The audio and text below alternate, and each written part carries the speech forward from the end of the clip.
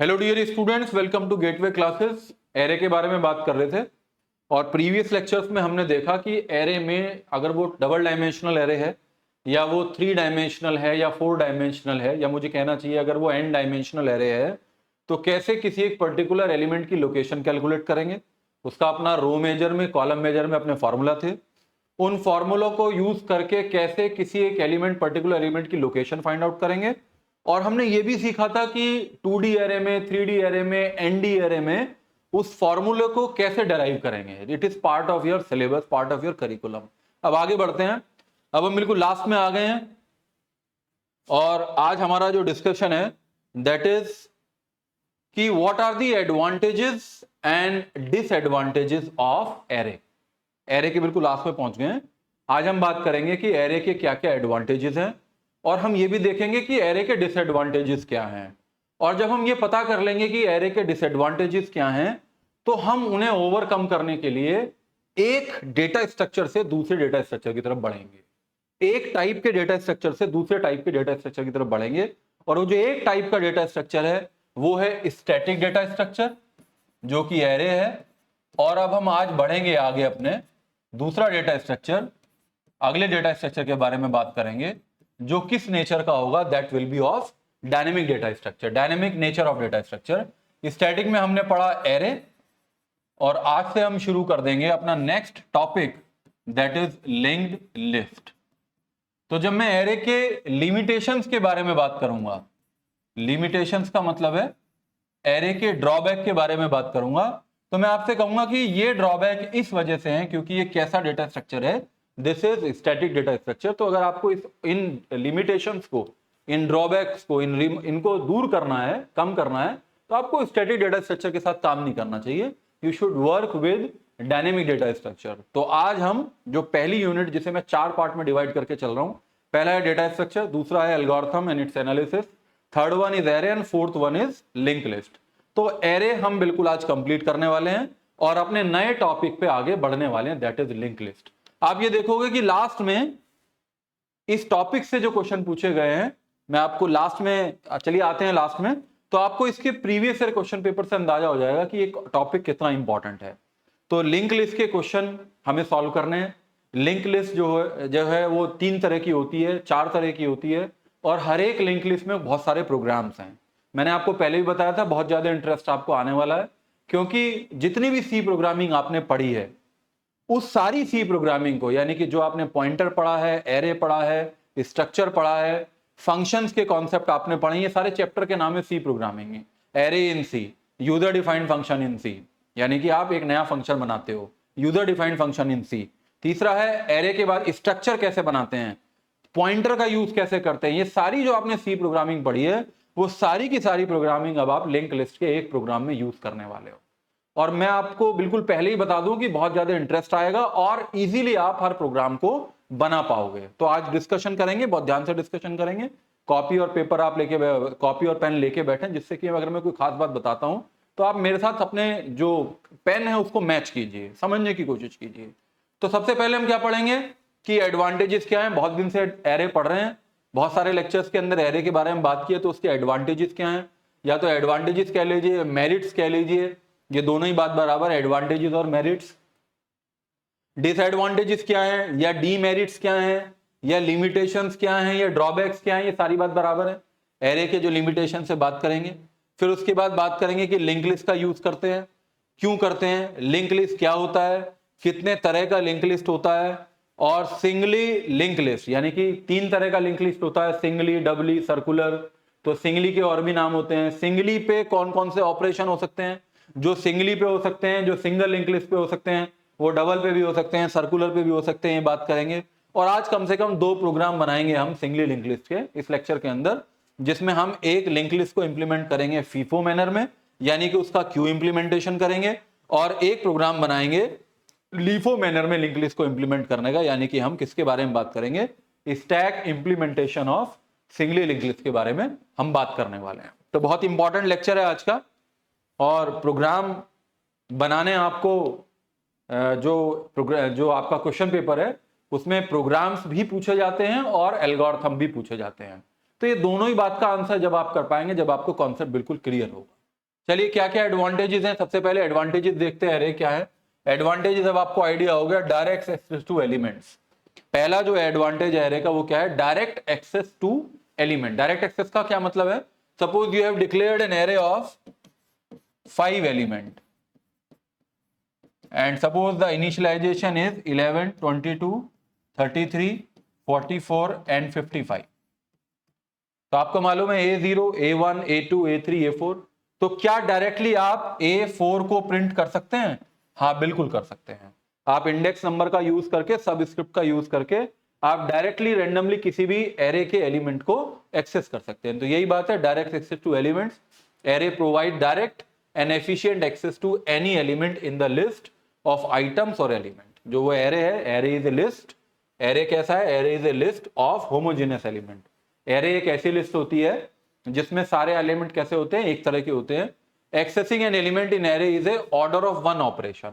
ये जो order of one है, O1 है, ये टॉपिक है, ये कॉन्सेप्ट है जब हम एल्गोरिथम के बारे में बात करेंगे, एल्गोरिथम की कॉम्प्लेक्सिटी के बारे में बात करेंगे, उसे एनालाइज करने की बात करेंगे। तो कॉम्प्लेक्सिटी एल्गोरिथम, थोड़ा सा आइडिया दे देता हूं। उसकी जो एल्गोरिथम की कॉम्प्लेक्सिटी है वो दो तरह की होती है, एक स्पेस कॉम्प्लेक्सिटी और टाइम कॉम्प्लेक्सिटी। टाइम कॉम्प्लेक्सिटी की बात चल रही है। ऑर्डर ऑफ वन का मतलब है कि डायरेक्टली वन एफर्ट में, वन यूनिट ऑफ टाइम में आप किसी भी एलिमेंट को, meaning that the time required to access an element is constant and does not depend on the size of the array. वो कांस्टेंट वैल्यू के लिए order of one use करते हैं।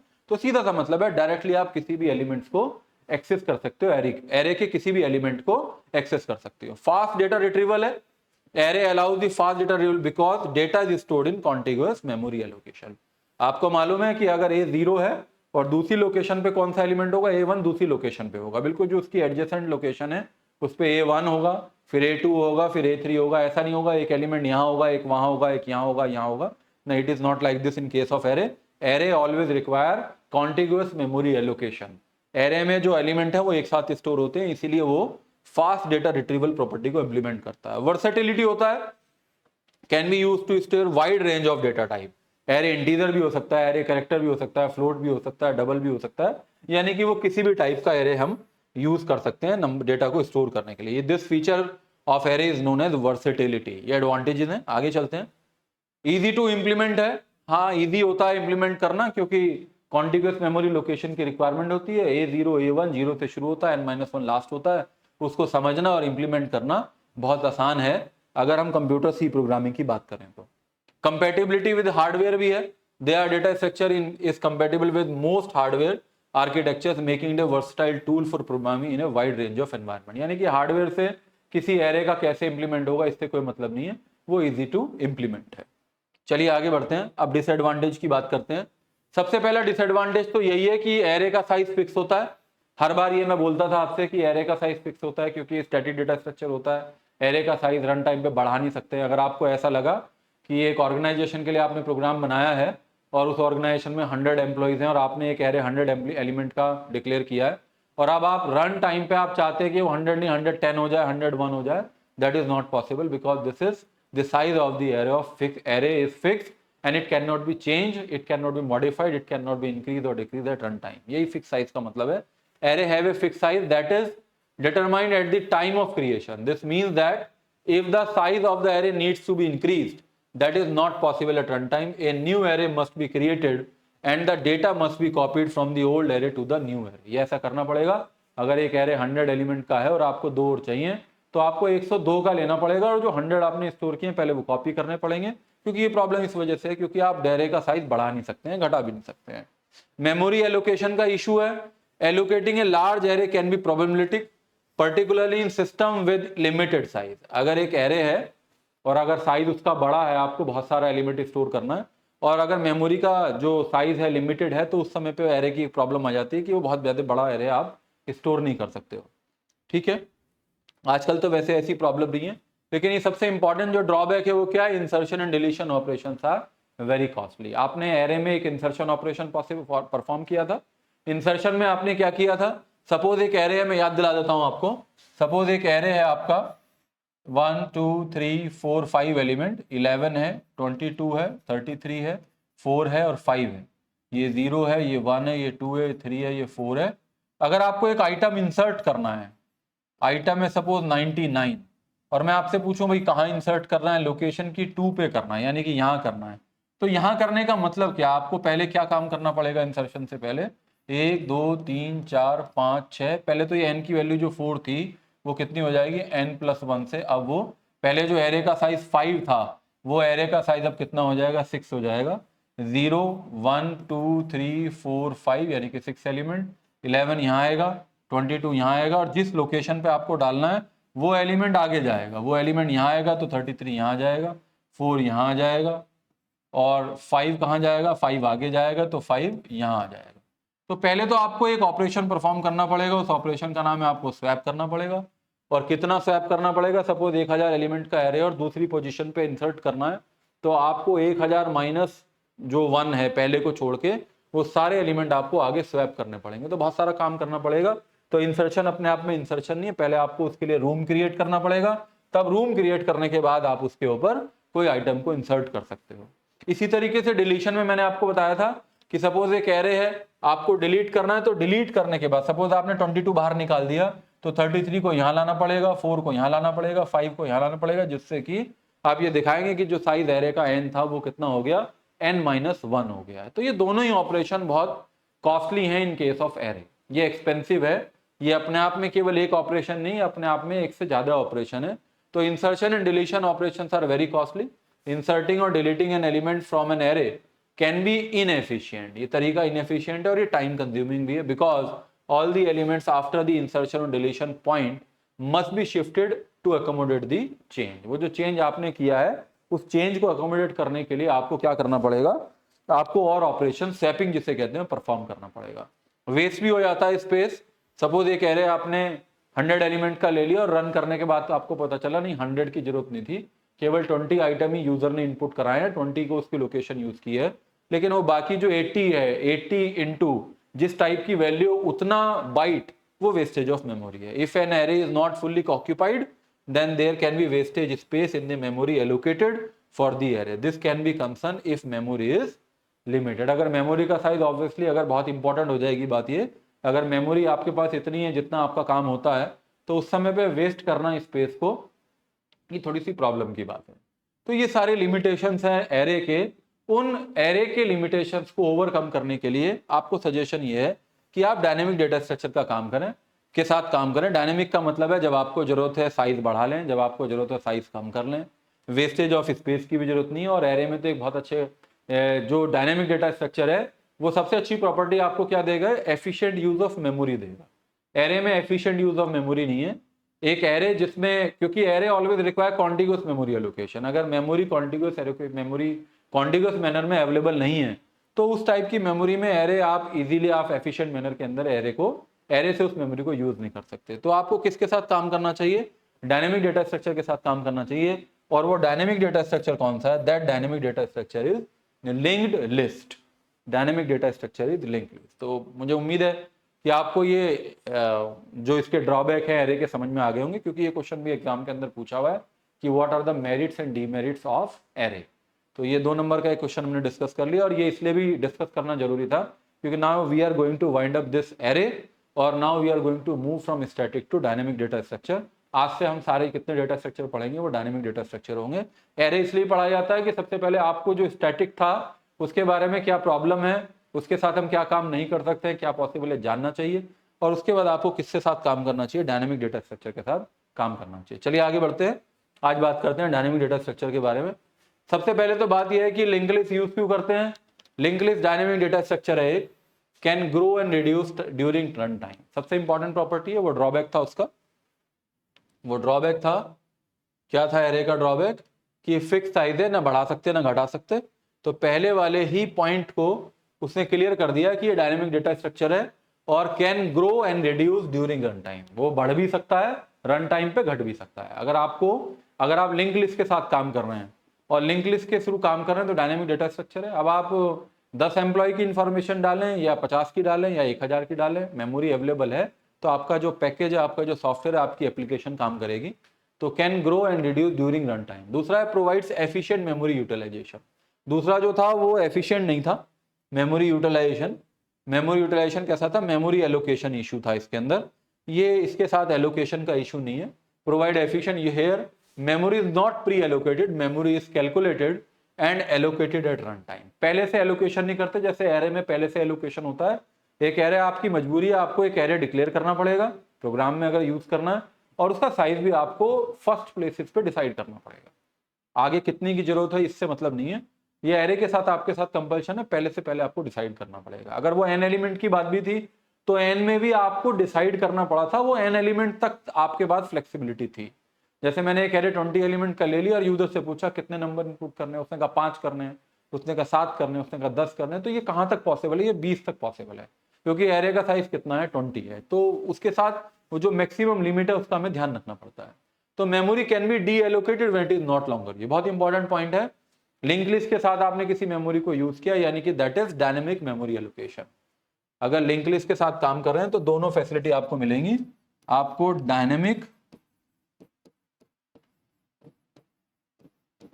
मेमोरी एलोकेशन की फैसिलिटी भी मिलेगी और आपको डायनेमिक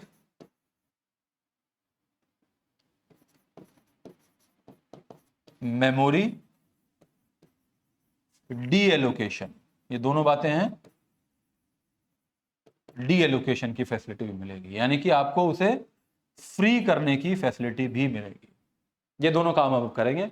जब मेमोरी की जरूरत है तो उसे एलोकेट कर लीजिए, यूज कर लीजिए जितनी चाहिए, और जब जरूरत नहीं है, खत्म हो गई, तो आप उसे खाली कर दीजिए, जिससे कि उस मेमोरी को दूसरे किसी सेगमेंट के लिए यूज किया जा सके। तो ये provide efficient memory utilization. Here memory is not preallocated, पहले से एलोकेट नहीं होती है। Memory is calculated and allocated run time. Run time पे ऐसा सीखते हैं हम लोग कि जितनी चाहिए, जब प्रोग्राम रन होता है तो उस समय पे ऐसा प्रोविजन रखते हैं कि जितना चाहिए पहले वो कैलकुलेट होगा, कैलकुलेट होंगी, बाइट्स कैलकुलेट होके आएंगी, और उतनी बाइट एक फंक्शन होगा जिसके थ्रू हम उसे एलोकेट करेंगे। उस एलोकेशन के बाद उस मेमोरी को हम यूज करेंगे। तो ये बहुत इंपॉर्टेंट पॉइंट है कि डायनेमिक डेटा स्ट्रक्चर के अंदर, यानी कि लिंक लिस्ट के अंदर, हम डायनेमिकली मेमोरी एलोकेशन यूज कर सकते हैं। डायनेमिकली मेमोरी एलोकेशन के लिए हम एक फंक्शन पढ़ते हैं, आपने पढ़ा भी होगा अपने सी प्रोग्रामिंग में, नहीं पढ़ा तो कोई बात नहीं है, मैं अभी आपको करा दूंगा, क्योंकि ये सारी बात अब मुझे बतानी है आपको, ये मेरे डिस्कशन का पार्ट है। तो एक फंक्शन है that is malloc function which is used to dynamic memory allocation. During discussion I will clear that what is malloc function, what is calloc function, what is realloc. तो जिसकी जरूरत पड़ेगी मैं बताता चला जाऊंगा, जिससे कि जो कॉन्सेप्ट मैं बता रहा हूँ that must be clear to you. Dynamic memory deallocation का मतलब है जिससे मेमोरी को हम यूज करने के साथ फ्री कर सके। तो बहुत अच्छी बात है कि ऐसी कॉपी अब हमें मिल गई है कि जब हमें जरूरत हम लिख लें और जैसे हमारा काम खत्म हो जाए रिमूव कर दें। तो ऐसा हमें मिल चुका है data structure, that is link list.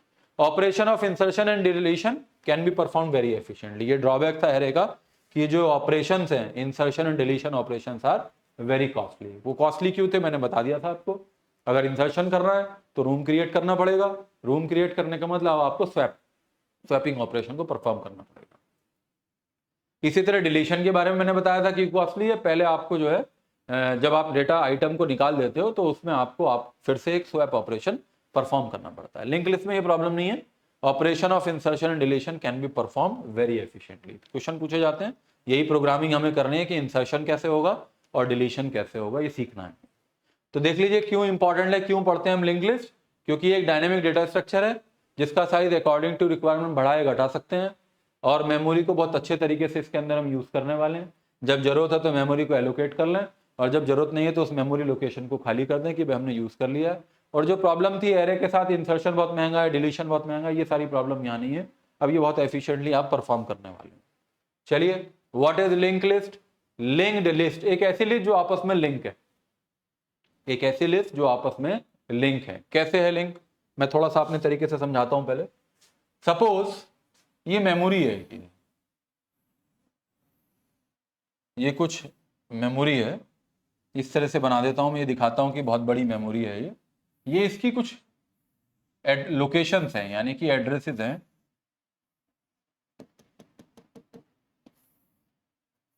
ठीक है, सपोज मुझे 5 डेटा आइटम्स, या मैं 3 ले लेता हूं, एक 17 है, एक 18 है और एक 27।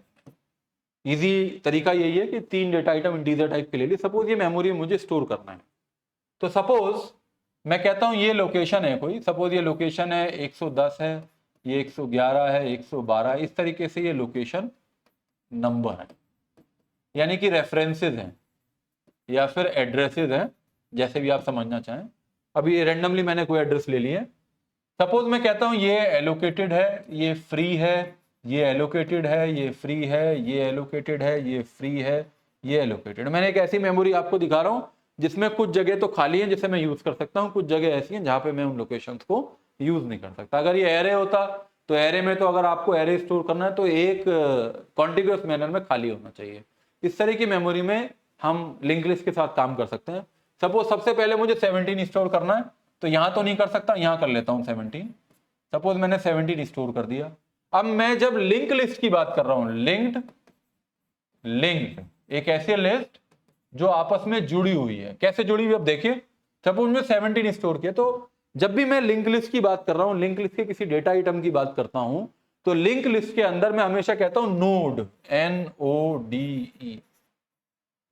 आपसे पूछा जाएगा लिंक लिस्ट की नोड का क्या मतलब है, आपका आंसर होगा सर लिंक लिस्ट के अंदर जिस डेटा को हम मेमोरी में स्टोर करना चाहते हैं वो तो स्टोर होगा ही होगा, उसके साथ एक बात और होगी, उसके साथ वो एक बात और जानता होगा, उसके साथ एक इंफॉर्मेशन और अटैच होगी। वो क्या अटैच होगी, उसके साथ, इसे भूल जाइए एलोकेटेड फ्री को, उसके साथ एक बात और होगी, address of next data item.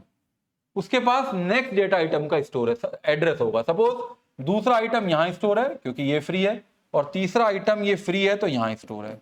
ऐसे में 3 आइटम स्टोर हैं। तो अब 17 को पता है कि दूसरा कहां पे है। सपोज इसका एड्रेस है 113, तो इसे पता है कि 113 पे है। 113 का मतलब है उसे मालूम है कि 113 पे जाऊंगा तो मुझे दूसरा डेटा आइटम मिलेगा। 18 को मालूम है कि मैं जब इस एड्रेस पे जाऊंगा तो मुझे अगला लिस्ट का अगला डेटा आइटम मिलेगा। और इस तरीके से करते करते जो लास्ट एलिमेंट होगा उसके जो दूसरी इंफॉर्मेशन होगी, उसकी जो पहली तो वो डेटा आइटम होगी जिसे हमें स्टोर करना है, और दूसरी इंफॉर्मेशन क्या होगी लास्ट वाले में, वो क्या होगी, नल होगी। नल ये बताएगा कि ये लास्ट है, नल ये बताएगा। तो लिंक लिस्ट कैसी बनी, लिंक लिस्ट कुछ इस तरीके से बनेगी। पहले वाले में 17 है और उसे ये मालूम है कि दूसरा डेटा आइटम मेमोरी में क्या स्टोर है, वो यहां जाता है इस तरीके से। फिर उसे मालूम है कि दूसरी जो लिस्ट जो नोड है, एक नोड ये हो गई, एक ये हो गई, उसमें जो डेटा आइटम है 18 है और उसमें एड्रेस है किसका, नेक्स्ट नोड का। अब मैं अपने स्टेटमेंट बदलता जा रहा हूं, और नेक्स्ट में 27 है इंफॉर्मेशन, और चूंकि उसके बाद कुछ नहीं है तो उसके एक पार्ट है उसका जिसमें क्या लिखा हुआ है, जिसमें नल लिखा हुआ है। इसमें तो एड्रेस लिखा हुआ है, address of next data item. इसमें क्या लिखा हुआ है, ये तो ये हो गया वो जिसे मैं कह रहा हूं जिस इंफॉर्मेशन को मैं स्टोर करना चाहता हूं। मैं क्या कह रहा हूं, address of next data item. ये मैं क्या कह रहा हूं, दिस इज जिसे मैं स्टोर करना चाहता हूं। ये क्या है, this is address of next data item. DI में लिख रहा हूं डेटा आइटम। ये क्या है, फिर ये अगली जो नोड है उसका ये इंफॉर्मेशन है जिसे मेमोरी में स्टोर करना चाहता हूं, जिसके बेस पे मैं डेटाबेस के बेस पे कुछ आगे काम करना चाहता हूं। और ये क्या है, इसमें address of next address. Address का मतलब मेमोरी एड्रेस। मेमोरी में ये कहां है, मेमोरी में जो भी चीज होती है, जो भी डेटा आइटम होगा उसका अपना एक एड्रेस होता है। तो memory address of next data item. हालांकि इसके नेक्स्ट कुछ नहीं है, वो कैसे पता चला, क्योंकि इसमें नल है। नल का मतलब है कि अब कोई इसके पास एड्रेस नहीं है। तो देखिए what is this, this is node 1, node 1 of link list. This is node 2 of list. This is node 3 of list. ये नोड 1 है। Address of next data item का मतलब है, address of next data item का मतलब है address of next node. अब आप बात समझ रहे होंगे, address of next node, address of next node, address of next node. इसका मतलब यह है, लिंक लिस्ट क्या है, लिंक लिस्ट एक ऐसा डेटा स्ट्रक्चर है जिसमें नोड बनती हैं। अब वो 3 तरह का होता है, तो अलग अलग नोड बनती हैं, अलग अलग टाइप से बनती हैं। फिलहाल तो ऐसे दिखाई दे रहा है कि link list is a collection of nodes. Linked list is a dynamic data structure which is a collection of node. What is node? A node is basically collection of information and addresses. Collection of information which you want to store in computer memory for performing some operations to maintain the database, we use this information part. And the next part, and the second part of the node always contain the address of the next node of the linked list, always contain the address of the next node of the list. तो in this way linked list is a collection of nodes. अब आ रही होगी बात समझ में, मैं theory पढ़ लेता हूं. कह रहे linked list is a collection of same data elements linked to one another through their addresses. linked list क्या है? linked list is a collection of some data elements. कुछ डेटा एलिमेंट्स का वो कलेक्शन है, लिंक्ड होता है to one another, एक दूसरे से, थ्रू देयर एड्रेसेस. तो देयर एड्रेसेस तो लिंक है वो.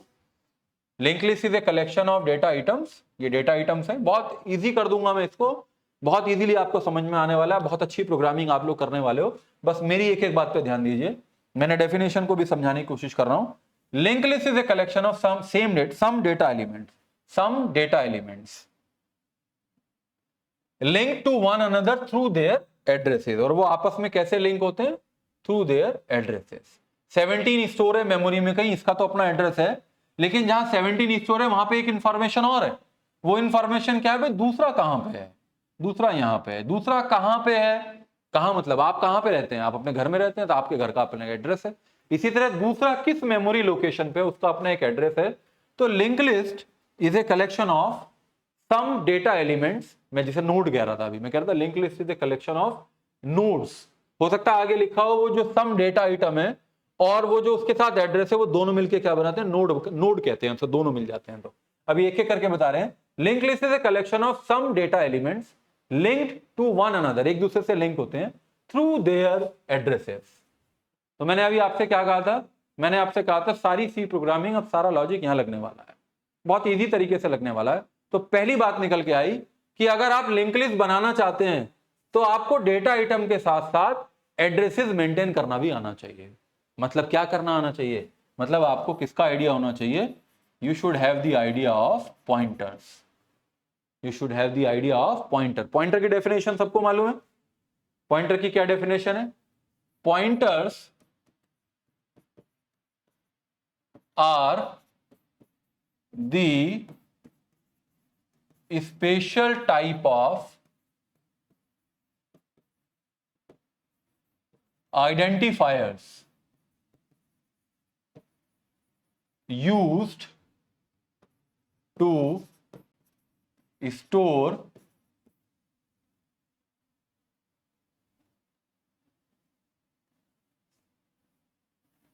pointers are the special type of variable कर देता हूं और सिंपल कर देता हूं. Variable used to store address of another variable. थोड़ा सा आइडिया दे रहा हूं पॉइंटर का. पॉइंटर क्या होता है? What is pointer? तो पॉइंटर क्या होता है? पॉइंटर एक स्पेशल टाइप का वेरिएबल होता है. स्पेशल टाइप का क्यों होता है? वेरिएबल तो और भी होते हैं. स्पेशल इसलिए होता है, इंटीजर वेरिएबल है तो इंटीजर वैल्यू आएगी. कैरेक्टर टाइप का वेरिएबल है तो केवल कैरेक्टर वैल्यू आएगी. फ्लोट टाइप का वेरिएबल है तो केवल फ्लोट टाइप की वैल्यू स्टोर होगी, एंड सो ऑन. लेकिन अगर किसी का एड्रेस स्टोर करना है तो वो खास बात हो गई. ये तो वैल्यू आती है अगर किसी का एड्रेस स्टोर करना है. कैसे? सपोज आपने एक इंटीजर वेरिएबल डिक्लेयर कर दिया, इंटीजर ए, और उसकी आपने वैल्यू इनिशियलाइज कर दी सपोज 10. एग्जांपल ले रहा हूं. तो मेमोरी में एक जगह होगी, मैं आपसे पहले ही लेक्चर में डिस्कस कर चुका हूं. What do you mean by the variable declaration? Variable declaration means memory utilization, memory reservation. तो इस ए का अपना एक एड्रेस होगा. सपोज एड्रेस है FF01, पहले भी बताई थी मैंने बात आपको ये. इसकी अपनी एक वैल्यू होगी 10 और इसका नाम आपने जो रखा है ये है. तो ये जो 10 है, अगर इसको प्रिंट करना है तो सिंपली आप क्या लिखते हो? Print F %d. अगर ए लिखते हो तो आउटपुट क्या आएगा? इससे आउटपुट आएगा 10. लेकिन अब हमें काम किसके साथ करना है?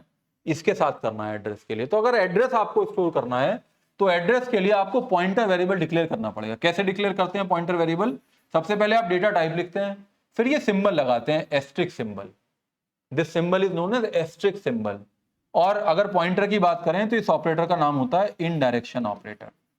हो सकता है आपने सुना हो, जब पॉइंटर में आपको पढ़ा होगा आपने, तो इन डायरेक्शन ऑपरेटर, इस ऑपरेटर का नाम है, वैसे तो ये मल्टीप्लीकेशन के लिए यूज होता है, but in terms of pointer this operator is known as indirection operator. तो सपोज आपने डिक्लेयर कर दिया ए, या ए यहां लिया हुआ है, सपोज आपने डिक्लेयर कर दिया बी, या मैं अभी तो सिंटेक्स लिख रहा हूं, तो उसके बाद क्या लिखेंगे, indirection operator then variable name semicolon. तो सपोज एक ये तो हुआ सिंटेक्स डिक्लेयर करने का, कैसे वेरिएबल को डिक्लेयर करते हैं, और ये एग्जाम्पल हो गया। एग्जाम्पल कैसे हो गया, जैसे एक पॉइंटर वेरिएबल आपने कहा इंटीजर पॉइंटर डिक्लेयर कीजिए, तो इंटीजर एस्ट्रिक, सपोज आपने ये तो वहां लिया है, इसे बी कर दिया, तो ये बी क्या है, b is a pointer variable which can contain the address of another variable which must be of integer type only। Pointer क्या है, पॉइंट करने वाला, पॉइंटर क्या है, पॉइंट करने वाला, तो बी क्या पॉइंट करेगा, बी एक पॉइंट करेगा मेमोरी की उस लोकेशन को जिसके अंदर कैसी वैल्यू स्टोर होती है, इंटीजर टाइप की होती है। Then you can write b equals to m% of A कैसा है, ए भी इंटीजर है, तो b में a का एड्रेस आ सकता है, यानी कि ff01 आ सकता है, ये पॉइंटर होता है। इसके बारे में और डिटेल में बात करेंगे, मैं पॉइंटर इसलिए मैंने आपको बता दी कि what do you mean bye pointer. तो ये आपने पढ़ा है, तो यहां पे पहली लाइन आपको ये बता रही है कि लिंक लिस्ट क्या होता है, कलेक्शन होता है वो डेटा आइटम्स का जो आपस में जुड़े होते हैं एड्रेसेस के थ्रू, एड्रेसेस के थ्रू जुड़े होते हैं। आप हमेशा लिंक लिस्ट बनाओगे एड्रेसेस के थ्रू जुड़ेंगे, तो यानी कि आप पॉइंटर का यूज करने वाले हो। Each element is called a node, मैंने भी बताया था कि उसका हर एक एलिमेंट, क्योंकि एलिमेंट अपने आप में एलिमेंट नहीं है, एलिमेंट के साथ एक चीज और है, एलिमेंट के साथ ऐसे कुछ है कि वो भी कह रहा है ये ऐसे है, कैसे है, ऐसे है, ये है वो नोड। एक तो वो इंफॉर्मेशन है जिसे आप स्टोर करना चाहते हो मेमोरी के अंदर, और इसके साथ साथ इसके पास क्या है, address of next data item और नोड। तो ये क्या हुआ, this is the node of singly link list. अभी मैं बताऊंगा आपको कि ये तीन तरह का होता है। तो सबसे पहले वाली बना के दिखा दी मैंने आपको, सिंगली, जिसमें केवल एक ही पॉइंटर होता है सिंगली, दो होते हैं डबली, सर्कुलर होता है वो अलग मतलब है। तो ये जो each element called a node of link list, तो this is the node of the link list. Node क्यों बोल रहे हैं कि डेटा आइटम भी है, वो इंफॉर्मेशन भी है जिसे आप मेमोरी के अंदर स्टोर करना चाहते हो, और वो आपस में कैसे लिंक है, एड्रेसेस के थ्रू लिंक है। एक मेमोरी की लोकेशन, उस मेमोरी लोकेशन में इस तरह की व्यवस्था आपने की है कि वो डेटा आइटम भी स्टोर हो जाए, और डेटा आइटम को ये भी पता हो कि भाई अगला डेटा आइटम कहां है। तो this is the node basically. तो each element is called a node of link list. हर एक एलिमेंट जो लिंक लिस्ट का होता है उसे अपने आप में क्या कहते हैं, नोड कहते हैं। Node of link list will have two parts, हर एक नोड के दो पार्ट होंगे, एक तो इंफॉर्मेशन पार्ट होगा, ये रहा इंफॉर्मेशन पार्ट, और एक एड्रेस पार्ट होगा, ये एड्रेस पार्ट होगा। तो अगर आपसे पूछा जाए नोड बना के दिखाई सिंगली लिंक लिस्ट की, तो आप ये बना देंगे। सिंगली लिंक लिस्ट की नोड का मतलब है कि उसमें एक इंफॉर्मेशन पार्ट होगा। ये किस टाइप का होता है, ये एनी टाइप हो सकता है, ये इंटीजर हो सकता है, कैरेक्टर हो सकता है, ये फ्लोट हो सकता है, ये कुछ भी हो सकता है। लेकिन ये किस टाइप का होगा, ये हमेशा किस टाइप का होगा, this will be only type of pointer, ये हमेशा पॉइंटर टाइप का होगा, क्योंकि पॉइंटर टाइप होगा तभी तो दूसरे का एड्रेस रख पाएगा। तो ये क्या होता है, the node of link list will have two parts, one is information part and second is address part. बने रहिए, बहुत ध्यान से सुनते रहिए। The information part of the node of list of linked list, सही कर लेता हूं इसे मैं, दिस इज लिंक्ड लिस्ट में contain any type of information, बता दी मैंने आपको, ये किसी भी टाइप की हो सकती है, needs to store in memory, यानी कि जो इंफॉर्मेशन पार्ट है वो किसी भी टाइप का हो सकता है, और address pass always contain the address of next node in the link list.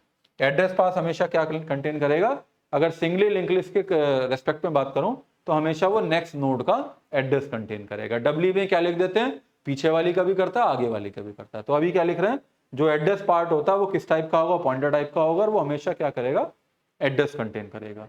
A node of link list and complete link list singly link list can be shown as follows. कैसे बनाया, मैंने बना के आपको दिखा दिया, एक बार और बना देता हूं। सिंगली लिंक लिस्ट की जो नोड है वो ऐसे बनेगा, ऐसे एग्जाम में बना दीजिए 2 नंबर में, इंफॉर्मेशन पार्ट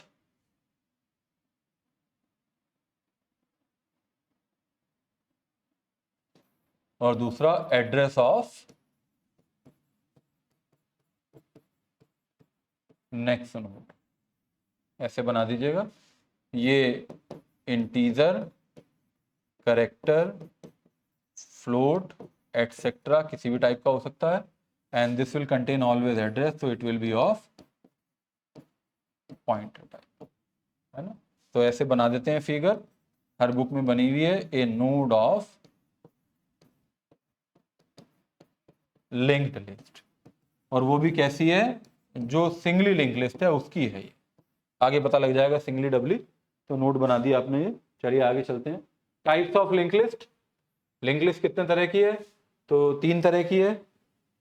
यहां बना देता हूं, टाइप्स ऑफ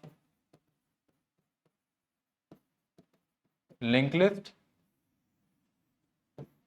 तो एक तो है सिंगली लिंक लिस्ट, या इसे बोलते हैं वन वे लिंक लिस्ट, या इसे बोलते हैं वन वे, ऐसे लिख लेते हैं, या फिर इसे बोलते हैं सीरियल लिंक लिस्ट, या फिर इसे बोलते हैं सीक्वेंशियल। अलग अलग जगह अलग नाम लिख दिया गया है, बाकी इसका मतलब क्या है, sequential one way link list और सिंगली लिंक लिस्ट। दूसरी कौन सी होती है, वो होती है डबली लिंक लिस्ट, और इसका दूसरा नाम क्या होता है, two way link list.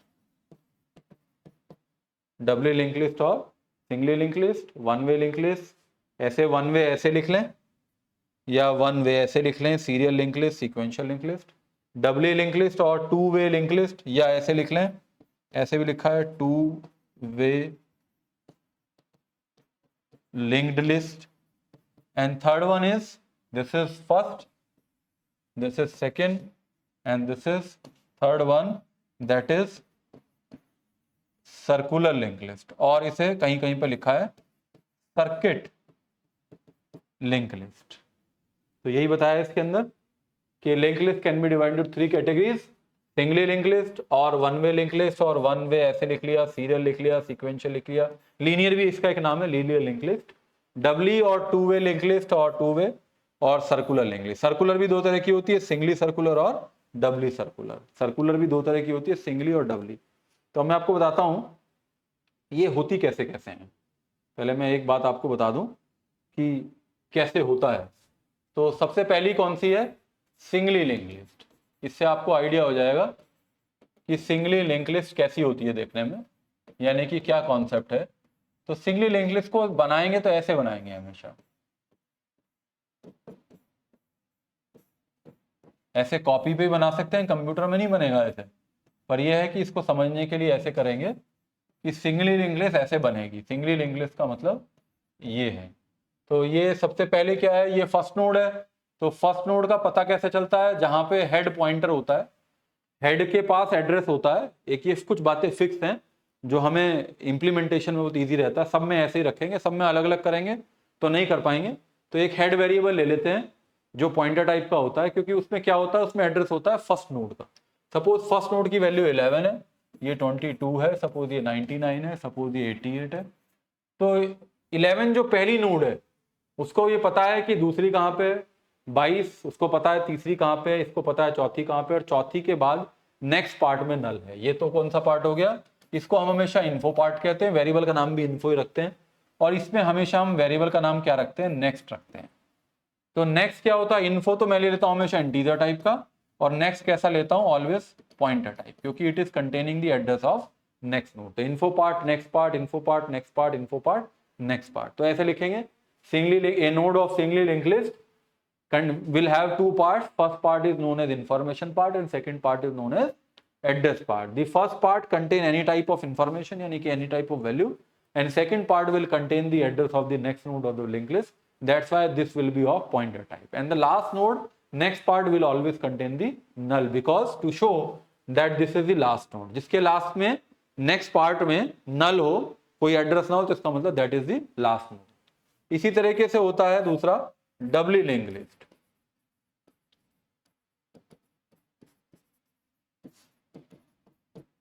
Doubly link list कैसे होता है, ये डबली लिंक लिस्ट की नोड है, ये तो होता है इंफॉर्मेशन पार्ट, ये होता है प्री पार्ट, और ये होता है नेक्स्ट पार्ट।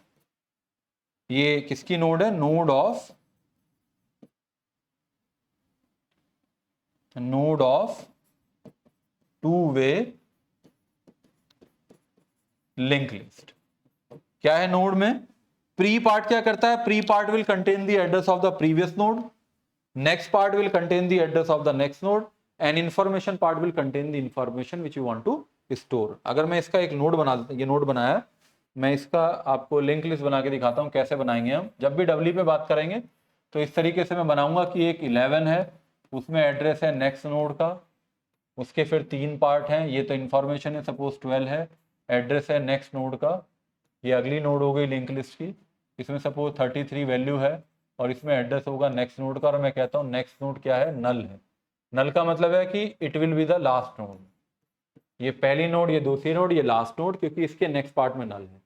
तो ये जो पहली नोड का जो प्रीवियस पार्ट है उसमें भी नल होगा। पहली नोड का जो, ऐसे रिप्रेजेंट कर लेते हैं हम, कॉपी पे बनाते हैं जब, तो समझने के लिए ऐसे नल को रिप्रेजेंट कर लेते हैं। बुक में जो इसी तरीके से बना होता है नल लिखते हैं, अदरवाइज प्रोग्राम में तो कैपिटल में नल लिखते हैं। तो ये जो प्री पार्ट है डब्ल्यू लिंक लिस्ट की नोड है, ये जो मैंने लिंक लिस्ट बनाया ये कौन सी है? टू वे है ये, यानी कि डब्ल्यू लिंक लिस्ट है, 3 तरह की होती है, दूसरी डब्ल्यू लिंक लिस्ट है। ये इंफॉर्मेशन पार्ट है, next part will contain the address of next node, previous part will contain the address of previous node, because this is the first node. तो प्रीवियस पार्ट और first node, previous part of first node is not containing, is containing the null, because this is the first node. तो वही उसी तरीके से maintain करते हैं। Head यहाँ पे होता है, हेड के पास क्या होता है? पहली नोड का एड्रेस होता है, इसमें नेक्स्ट का एड्रेस है, और नेक्स्ट नोड के प्रीवियस पार्ट में पिछली नोड का एड्रेस है, इसमें नेक्स्ट का एड्रेस है, नेक्स्ट नोड के प्रीवियस पार्ट में पिछली नोड का एड्रेस है। तो ये क्या है? जब एक नोड होती है और उसमें 2 पार्ट होते हैं एड्रेस, एक होता है प्रीवियस, एक होता है नेक्स्ट। तो कुछ ना कुछ इसके अंदर बेनिफिट होगा। जब सिंगली लिंक लिस्ट करेंगे तो उसके कुछ ड्रॉबैक दिखाई देंगे आपको, तो हम आपसे कहेंगे कि भाई नहीं, सिंगली के नहीं, आप डब्ल्यू के साथ काम कीजिए। उसमें एक फैसिलिटी और मिली आपको कि आपको थोड़ा सा पैसा तो ज्यादा खर्च करना पड़ता है, थोड़ा सा और कॉस्ट बढ़ जाती है, क्योंकि अभी तो सिंगली में तो एक नोड के एक ही एड्रेस पार्ट को मेंटेन कर रहे थे। अब लिंक लिस्ट में एक नोड में 2 एड्रेस पार्ट हैं, एक एड्रेस पार्ट तो बताता है कि पीछे क्या है और एक एड्रेस पार्ट बताता है आगे क्या है। तो जनरली प्रोग्रामिंग में आप प्रोग्राम में देखोगे, इसके लिए मैंने जो वेरिएबल यूज किया है वो प्री है, और इसके लिए जो वेरिएबल यूज किया है वो नेक्स्ट है। प्री से पता चलता है कि इसमें एड्रेस होगा प्रीवियस नोड का, और नेक्स्ट से पता चलता है कि एड्रेस होगा नेक्स्ट नोड का। चलिए आगे चलते हैं, और तीसरी जो लिस्ट है वो बना के दिखाता हूं आपको। तीसरी जो लिस्ट है दैट इज सर्कुलर और सर्किट लिंक लिस्ट। तो सर्कुलर लिंक लिस्ट कैसे होगी? ये 2 तरह की होती है। सिंगली सर्कुलर कैसे होगी? सिंगली सर्कुलर का मतलब पहले तो ये सिंगली होगी,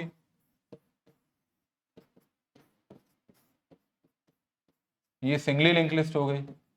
लास्ट वाली नोड के नेक्स्ट पार्ट में नल हो गया, यहां सपोज 11 हो गया, 22 हो गया, सपोज 4 हो गया।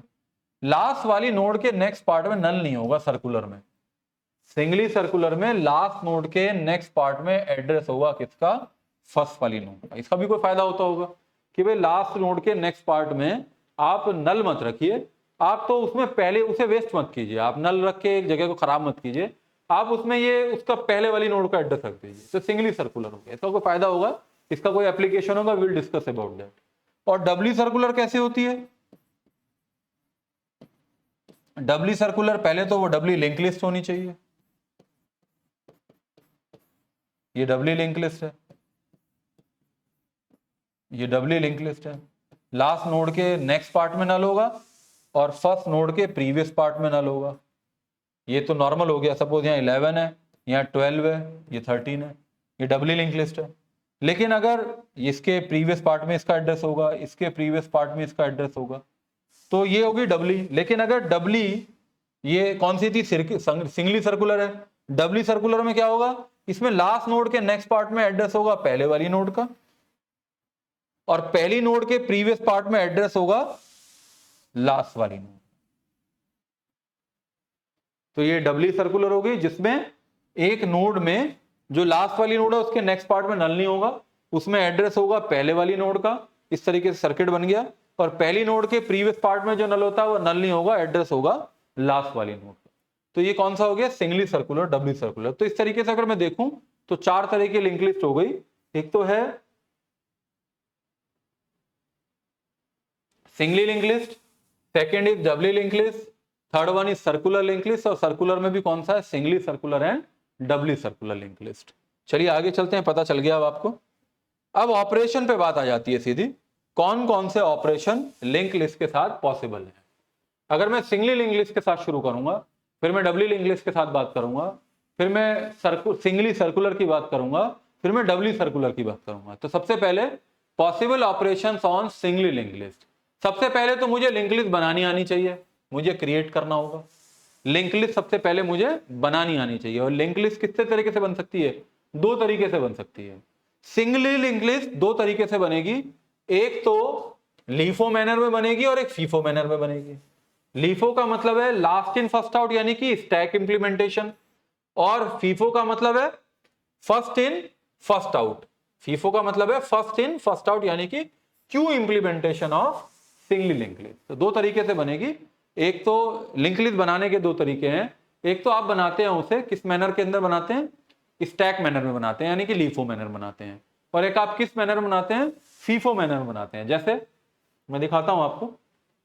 सपोज मैंने लिंक लिस्ट का प्रोग्राम बनाया और वैल्यू इनपुट की, सपोज पहली वैल्यू 1 की, फिर 8 की, फिर 9 की, फिर 4 की। ये मैंने क्या किया, इनपुट किया लिंक लिस्ट बनाने के लिए। अगर मैं आउटपुट ऐसे करता हूं, अगर मेरा आउटपुट ऐसे ही आता है 1 8 9 4, तो ये कौन सा इंप्लीमेंटेशन है, ये फीफो इंप्लीमेंटेशन है। फीफो का मतलब है ये कौन सा इंप्लीमेंटेशन है, ये क्यू इंप्लीमेंटेशन है, फर्स्ट इन फर्स्ट आउट।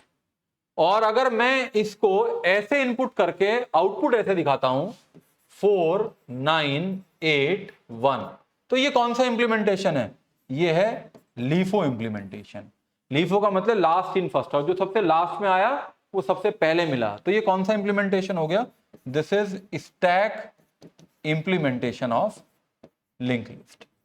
तो सबसे पहले तो यही दो प्रोग्राम सीखने पड़ेंगे कि मैंने ऐसे इनपुट किया और मुझे एक लिंक लिस्ट बनानी है फीफो मैनर में, या मैंने ऐसे इनपुट किया और लिंक लिस्ट बनानी है मुझे लीफो मैनर में, यानी कि या तो मुझे लिंक लिस्ट का इंप्लीमेंटेशन करना है क्यू तरीके से, या फिर मुझे लिंक लिस्ट का इंप्लीमेंटेशन करना है किसके तरीके से, स्टैक के तरीके से करना है। दो बहुत इंपॉर्टेंट प्रोग्राम है।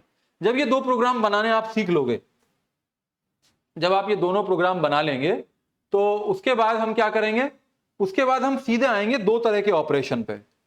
जब ये दो प्रोग्राम बना लेंगे तो दो ऑपरेशन हम कौन से करेंगे, हम एक तो इंसर्शन सीखेंगे और हम एक डिलीशन सीखेंगे। कम से कम इतना काम तो हमें करना ही पड़ेगा। दो प्रोग्राम बनाने के बाद लिंक लिस्ट का एक इंप्लीमेंटेशन तो स्टैक है, फिर एक क्यू है। अब मैं क्या सीखूंगा उसके बाद कि मुझे इंसर्शन करना है। अब क्या इंसर्शन करना है, इंसर्शन भी दो तरीके से हो सकता है। पहला जो इंसर्शन होगा वो होगा एडिशन आफ्टर, और एक होगा एडिशन बिफोर। इसका क्या मतलब है, एडिशन आफ्टर का मतलब है एक लिंक लिस्ट बन गई, लिंक लिस्ट में 4 नोड बन गई, लिंक लिस्ट बना ली। अब आपने कैसे भी बनाई हो, जब आप ये प्रोग्राम बनाएंगे तब आपके पास चॉइस होगी। तो आपने वो जो प्रोग्राम बनाया है वो स्टैक मैनर में बनाया है कि क्यू मैनर में बनाया है, तो बना लिया आपने। तो ऐड आफ्टर का क्या मतलब होगा, ऐड आफ्टर का मतलब ये होगा कि लिंक लिस्ट बन गई, लिंक लिस्ट बनाने के बाद एक नई नोड और बन गई। फिर यूजर से आप पूछोगे भाई जो नई नोड बनी है इसे कहां जोड़ूं मैं, कहां जोड़ूं मतलब किसके बाद जोड़ूं मैं, वो कहता है जी इसके बाद जोड़ो। तो उसके बाद जोड़ने का जो प्रोग्राम है एडिशन आफ्टर, यानी कि addition of a new node after a given node. Addition before का क्या मतलब है, एक लिंक लिस्ट बन गई, यूजर से पूछा एक नई नोड और फिर बना ली, पहले लिंक लिस्ट बना ली, फिर एक नई नोड नए तरीके से बना ली, उस लिंक लिस्ट से बिल्कुल अलग है वो नोड, वो लिंक लिस्ट बनी हुई है उसके अंदर सपोज 5 नोड है, उसी प्रोग्राम में एक नई नोड और बना ली। फिर यूजर से पूछा भाई वो जो 5 वाली जो लिंक लिस्ट बनी हुई है उसमें ये वाली कहां जोड़ूं, किसके पहले जोड़ूं, तो ये हो गया addition of a new node before a given node. तो इस तरीके से एडिशन के 4 प्रोग्राम हो गए। पहले तो वो एडिशन का मतलब हो गया क्रिएशन, आपने लिंक लिस्ट बनाया क्यू मैनर में, आपने लिंक लिस्ट बनाया स्टैक मैनर में, फिर आपने बनाया एडिशन आफ्टर और आपने बनाया एडिशन बिफोर। इस तरीके से जब ये 4 प्रोग्राम बना लेंगे तब आप इंसर्शन जो ऑपरेशन है उसको कंप्लीट कर लेंगे। उसके बाद अब डिलीशन की बात आती है। डिलीशन का क्या मतलब है, 1 2 3 4 5 प्रोग्राम होंगे। बहुत आसान है, बिल्कुल घबराने की जरूरत नहीं है, बहुत आसान तरीके से। अभी जैसे ही आपके सामने प्रोग्राम आएगा तो आप कहोगे तो बहुत ही आसान है।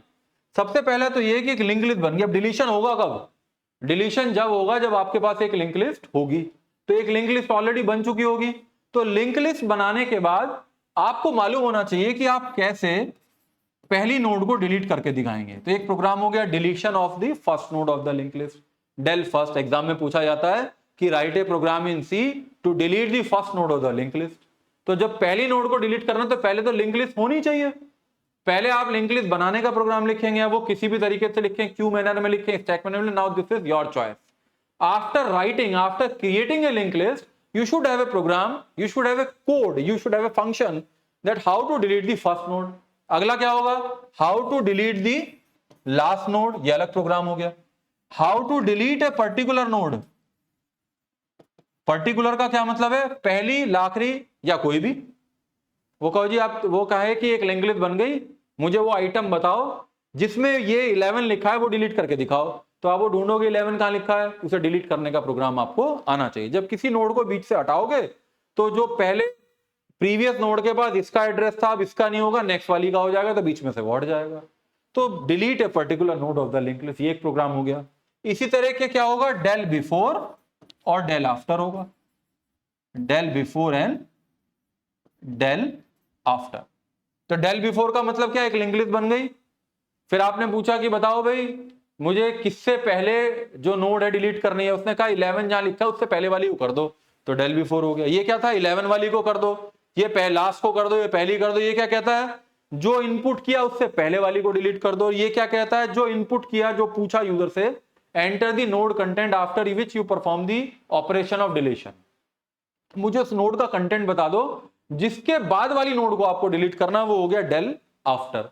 तो इस तरीके से डिलीशन ऑपरेशन कंप्लीट होगा। Del first, del last, del particular, del before, del last, del after.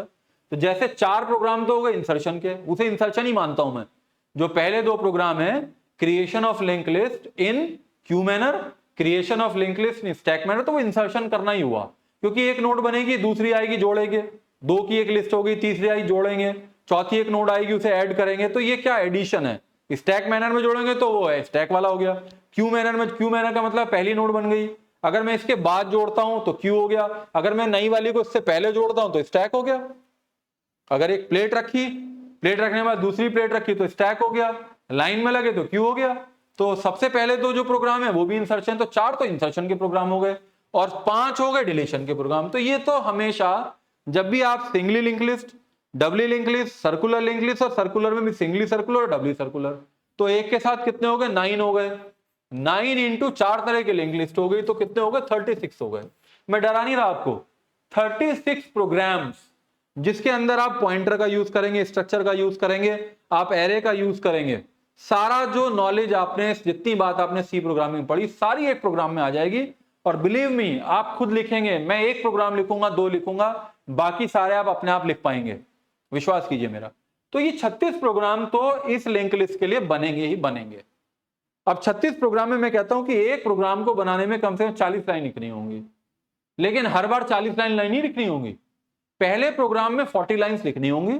वो क्यों नहीं लिखनी होंगी अगली बार, क्योंकि जो पहला प्रोग्राम बनेगा वो मैं एक कॉन्सेप्ट का यूज करके बनाऊंगा। वो कॉन्सेप्ट कौन सा होगा, यूजर डिफाइंड फंक्शन। यानी कि मैं कुछ 4-5 तरह के लिंक लिस्ट को बनाने के लिए काम करूंगा, और वो 4-5 तरीके में 4 तरीके तो हर प्रोग्राम में ऐसे ही उठ के आएंगे।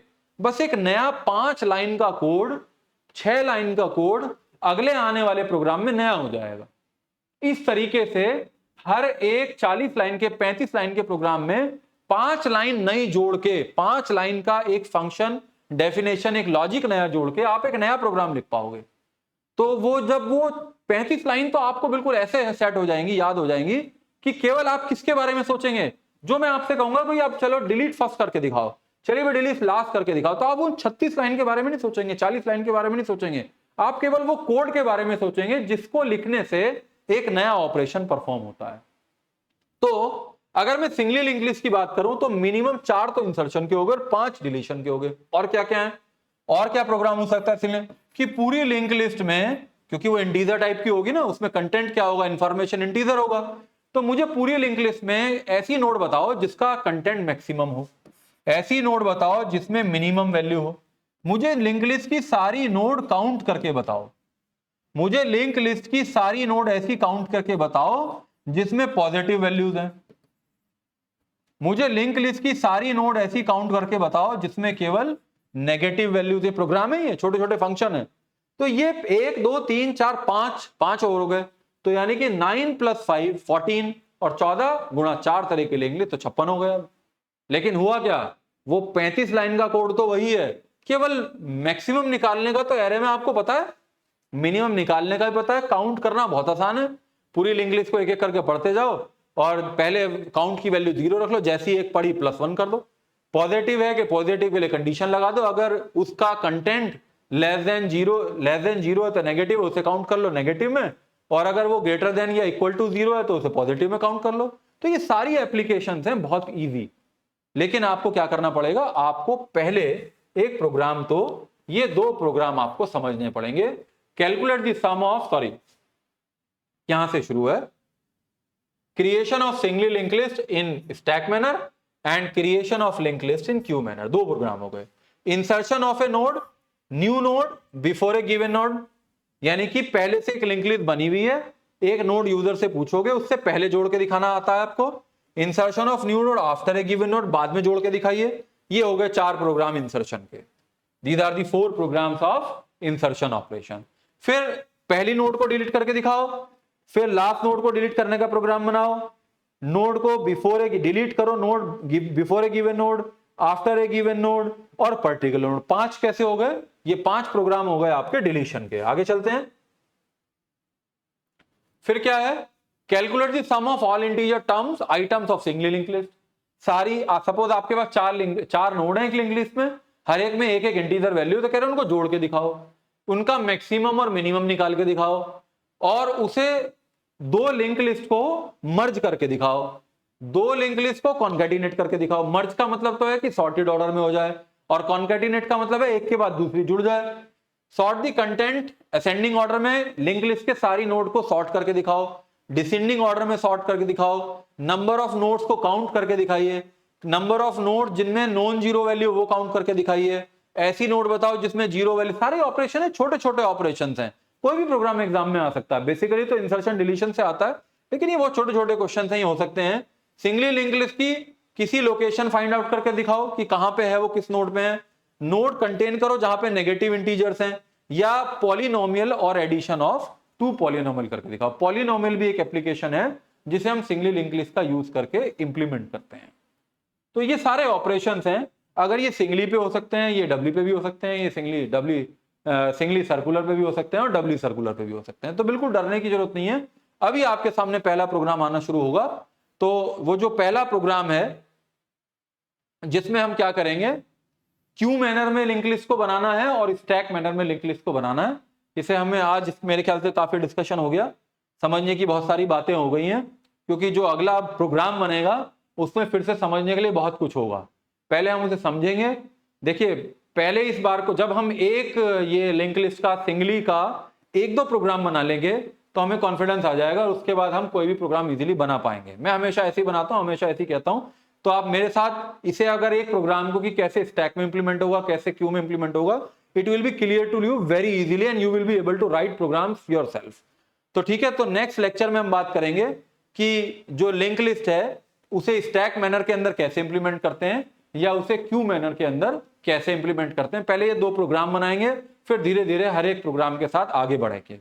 पहले दोनों प्रोग्राम तो मुझे पूरे आपको समझाने पड़ेंगे, उसके बाद केवल मैं उस फंक्शन के बारे में आपको बता दूंगा, तो you will be able to write the complete program. Okay, ठीक है। तो नेक्स्ट लेक्चर में मिलते हैं जिसमें हम लिंक लिस्ट में प्रोग्राम कैसे बनाएंगे इसके बारे में डिस्कशन करेंगे। Thank you.